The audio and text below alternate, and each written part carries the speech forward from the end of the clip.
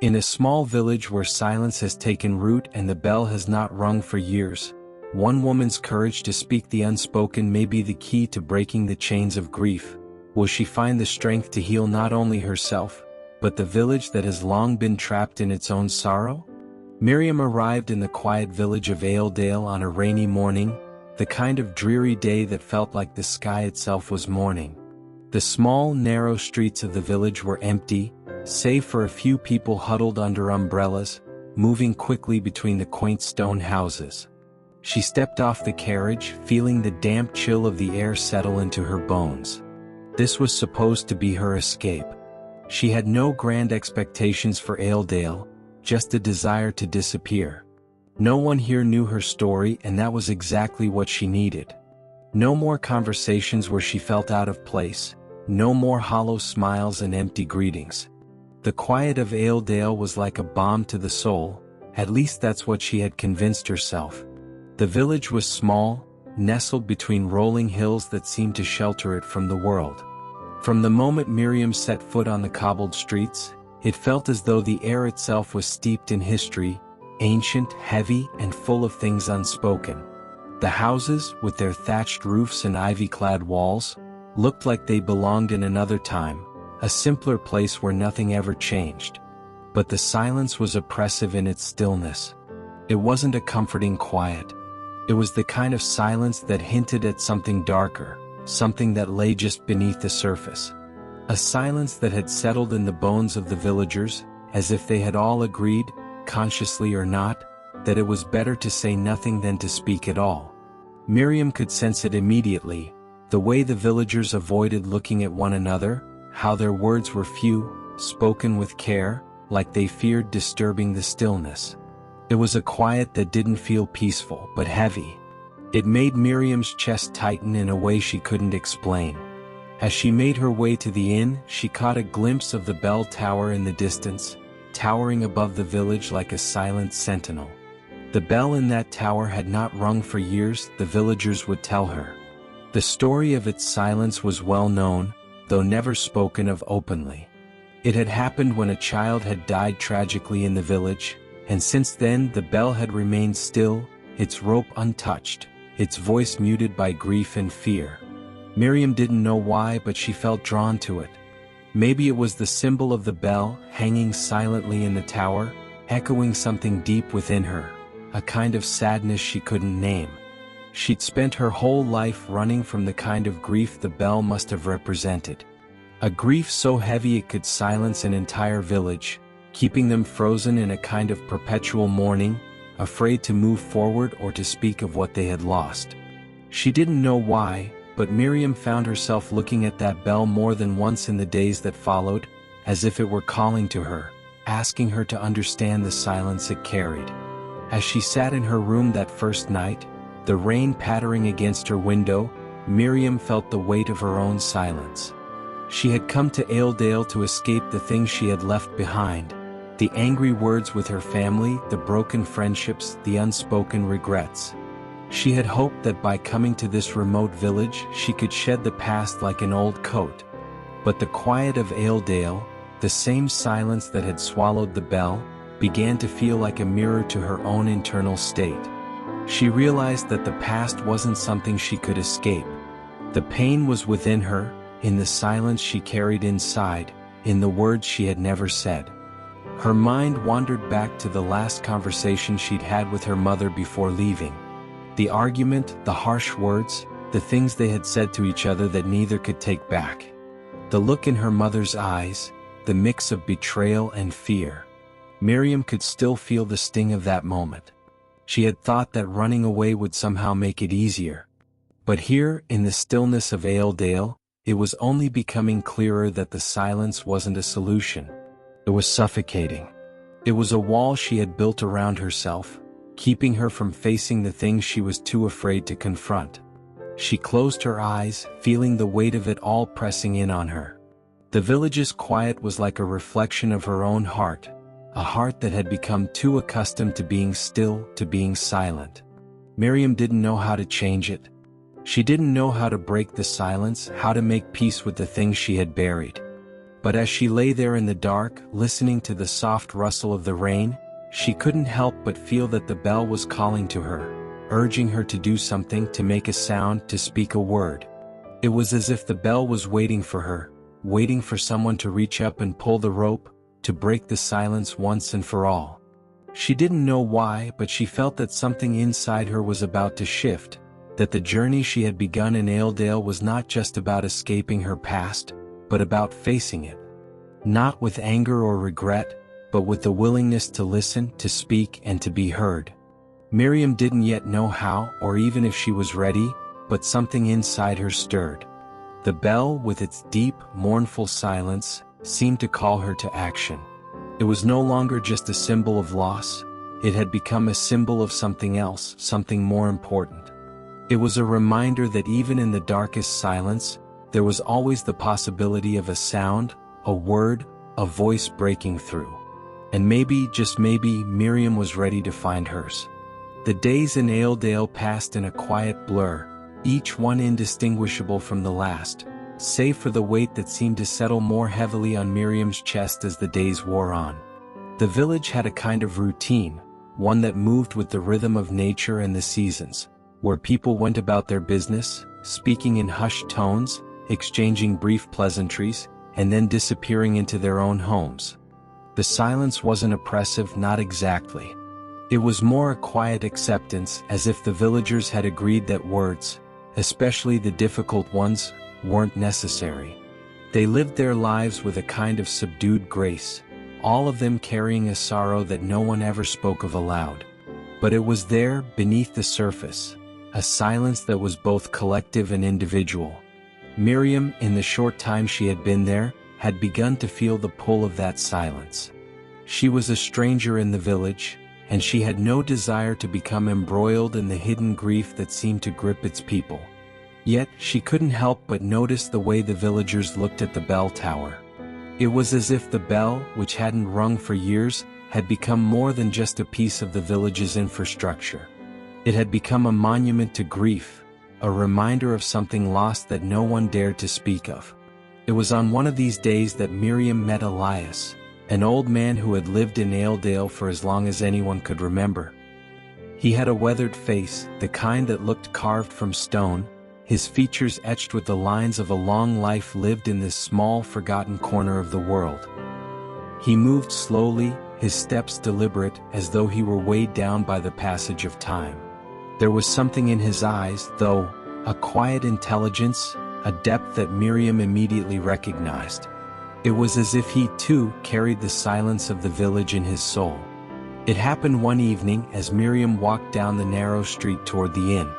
Elias was sitting outside his house, a small weather-beaten cottage near the edge of the village, his eyes fixed on the distant hills. When he saw her, he waved her over with a gesture that was both friendly and commanding, as though he had been waiting for her. Miriam hesitated, unsure if she should intrude on the solitude he seemed to cherish. But there was something about the way he looked at her, as if he knew she had questions, that drew her closer. "Come sit," he said in a voice that was deep but gentle. "You're new here. I see you watching the bell." Miriam, startled by the directness of his words, nodded slowly. "I didn't mean to stare," she said, feeling a little embarrassed. "It's just, there's something about it. It stands out in the village, but no one ever talks about it." Elias looked at her with a faint smile, as though he had expected her to ask this question sooner or later. He motioned for her to sit on the bench beside him, and she did, folding her hands in her lap. "You've noticed then," he said, "the silence?" Miriam swallowed hard. "It's strange," she said. "The whole village feels still. Not just quiet, but as though no one dares to speak of certain things."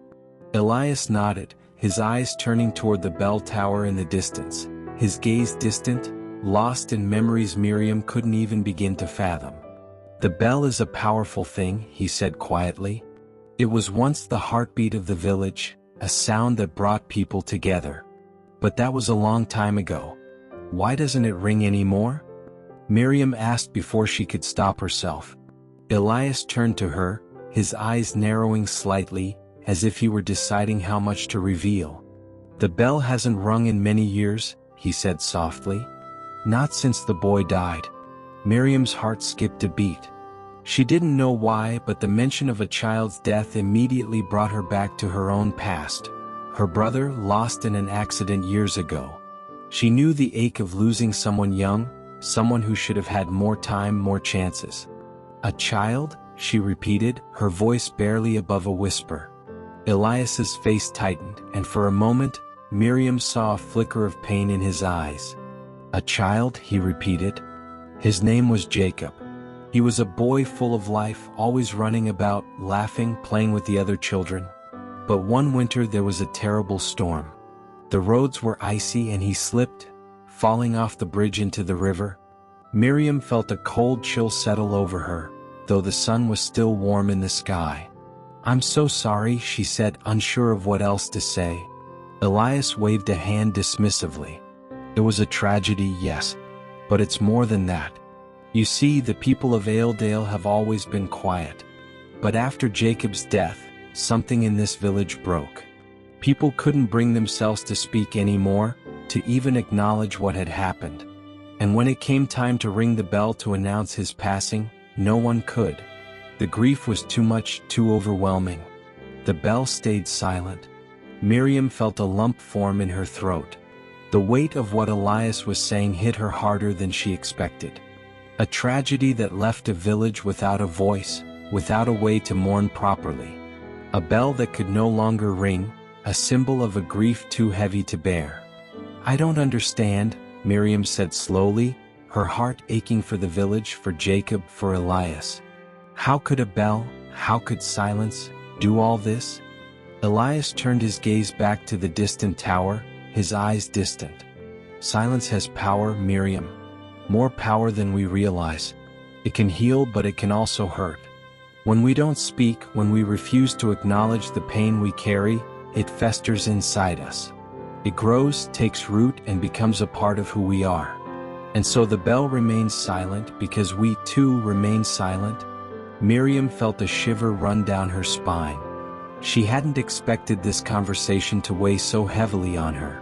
But something inside her stirred, a sense of understanding, of recognition. She had been running from her own silence for years, avoiding the things she was too afraid to face, too afraid to speak about. She realized, perhaps for the first time, that silence wasn't the answer. It never could be. Elias stood up slowly, his joints creaking as he stretched his arms. "The bell will never ring again, not until someone is brave enough to speak. To break the silence that holds us all captive." Miriam sat there, her mind racing, her heart heavy with the knowledge of what she had just learned. She didn't know what it meant or why it mattered to her, but she felt the stirrings of something inside her. A call to action, a realization that maybe, just maybe, it was time for her to face her own silence. "Perhaps the bell will ring again one day," Elias said, his voice soft and knowing. "But it will take someone with the courage to pull the rope." Miriam nodded slowly, her hands trembling in her lap. She didn't know if she was that person, if she had the strength to be the one who broke the silence. But she knew without a doubt that she couldn't remain silent any longer. The bell, once a symbol of grief, was calling her, calling the village, to speak, to heal, and to move forward. The question was, could she answer that call? The days that followed the conversation with Elias were marked by an uneasy quiet that Miriam could no longer ignore. She found herself returning to the village square more often, drawn to the bell tower as if it were calling to her, beckoning her to act. She couldn't shake the feeling that something had shifted inside her. The silence that had been so comforting, so familiar, was no longer a refuge. It was a prison. One afternoon, as the sun dipped behind the hills, casting long shadows over the cobbled streets, Miriam stood at the base of the bell tower, gazing up at the looming structure.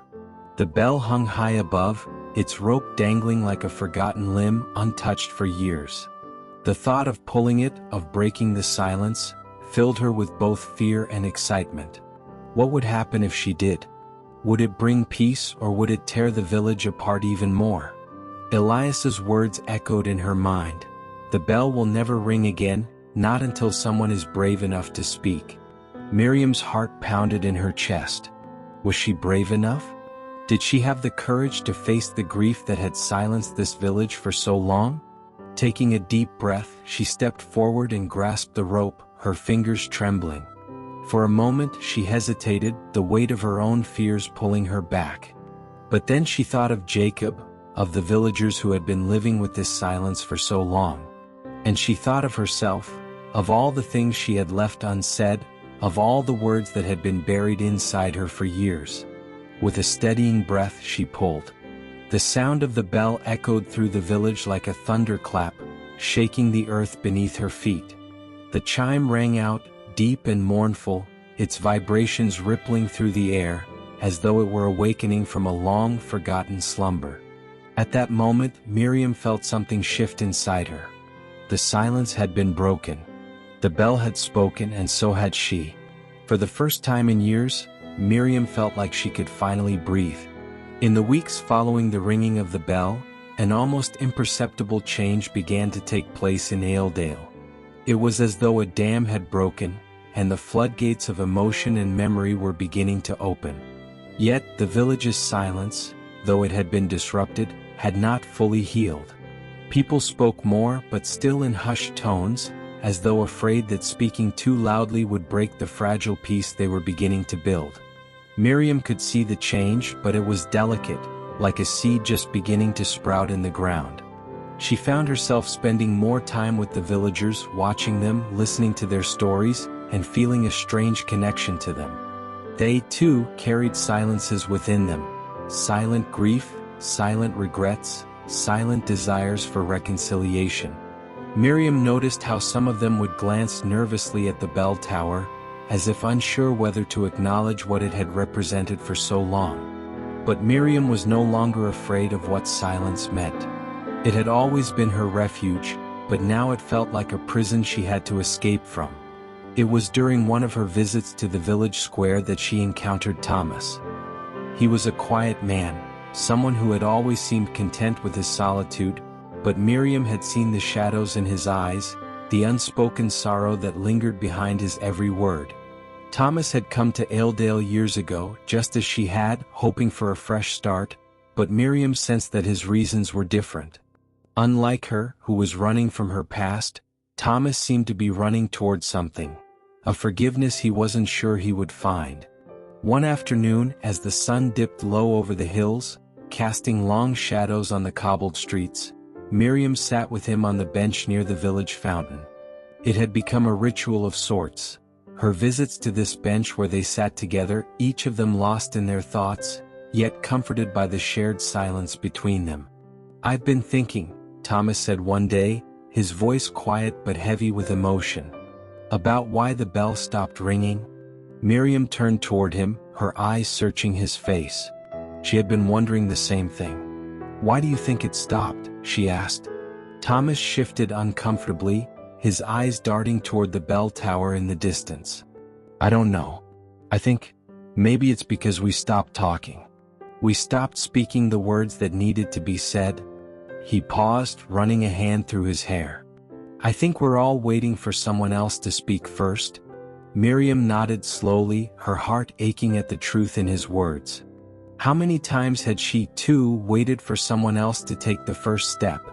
How many times had she remained silent, hoping someone else would break the stillness? She realized, with a jolt of clarity, that silence wasn't just a result of grief.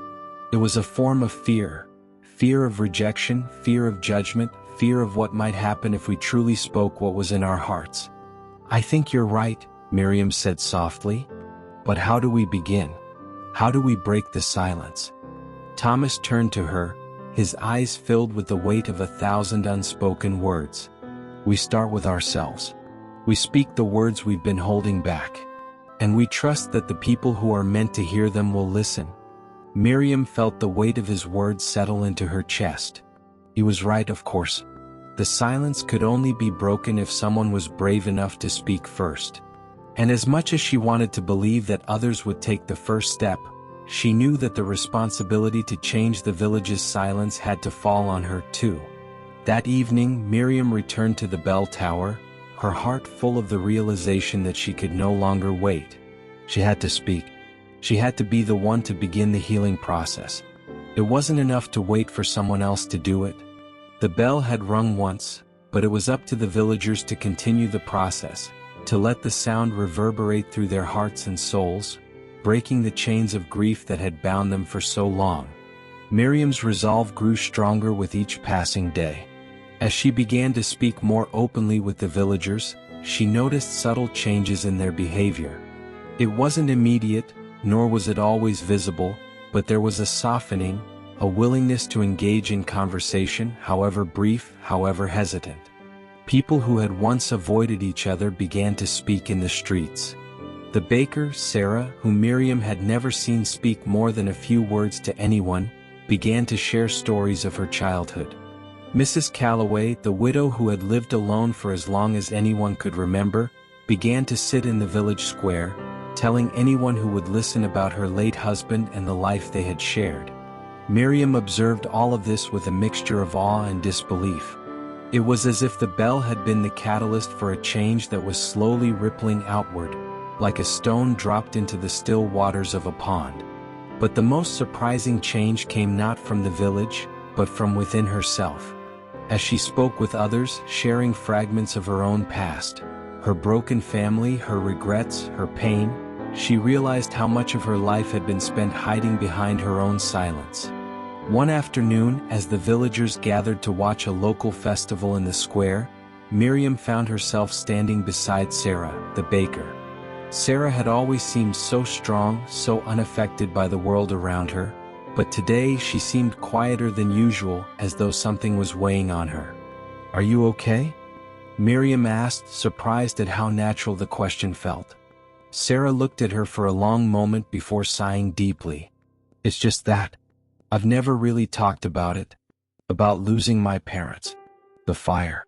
You see, I was only a child and they didn't make it out. I've never really told anyone about it. Not really." Miriam's heart ached for her. "Why haven't you? I mean, people here seem to share everything, even when it's hard." Sarah smiled bitterly. "It's easier to pretend it didn't happen. To hide the pain. But I think the silence is killing me, Miriam." Miriam nodded, understanding more than she could express. "It's the silence that makes it worse, isn't it?" Sarah's eyes flickered with something like hope. I think I might be ready to talk about it. To not let it define me anymore." Miriam squeezed Sarah's hand gently, feeling a sense of camaraderie in the shared understanding. "It's not easy, but the words are the key.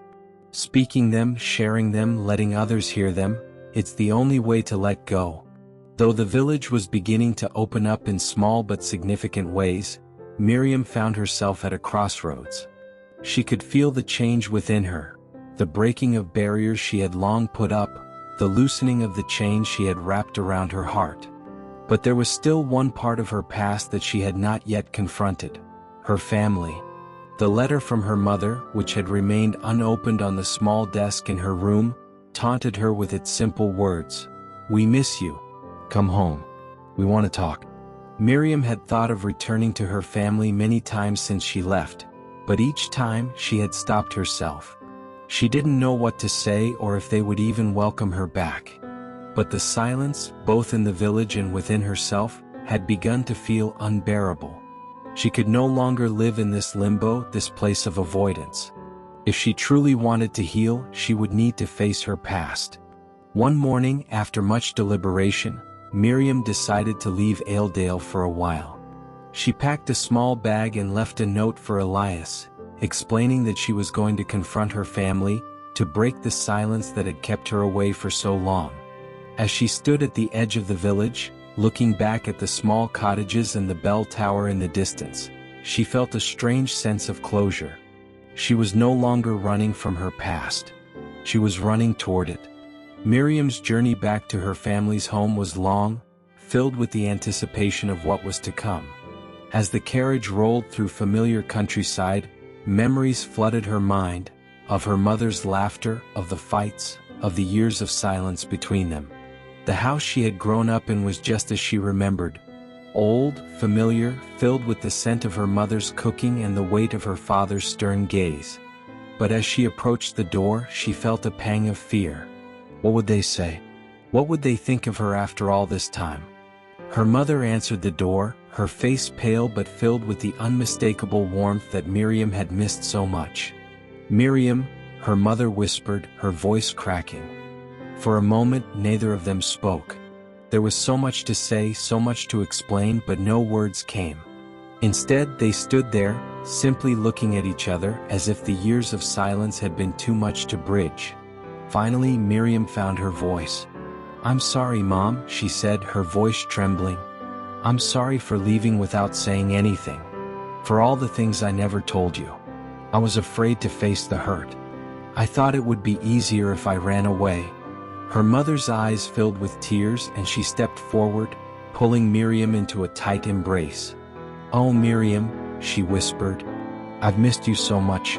I didn't know how to reach you. I didn't know how to tell you I was sorry." And for the first time in years, Miriam felt the weight of the silence lift from her shoulders. She didn't know if everything would be okay, if all their wounds could heal, but at that moment, the first step had been taken. Miriam's return to her family was the beginning of a long and difficult journey toward healing. It wasn't easy. The words that had been buried for so long didn't come quickly, and many conversations were filled with hesitation, regret, and sorrow. But with each day, with each moment of honesty, the walls between them began to crumble. Her mother spoke of the pain she had felt after Miriam left, of the guilt she carried for not knowing how to help her daughter. Miriam spoke of her own fears and hurts, the things she had never told anyone. And as they shared their stories, they found common ground, a place where forgiveness could bloom, and where the silence that had kept them apart for so long could finally be broken. Miriam returned to Ailedale a few weeks later, changed. She wasn't perfect, and neither was the village, but the act of speaking the unspoken had transformed her. The bell in the tower, though silent once more, no longer held the same weight. The villagers too had found their voices, and with those voices came the possibility of healing. And Miriam knew, deep in her heart, that the silence she had once feared was no longer her enemy.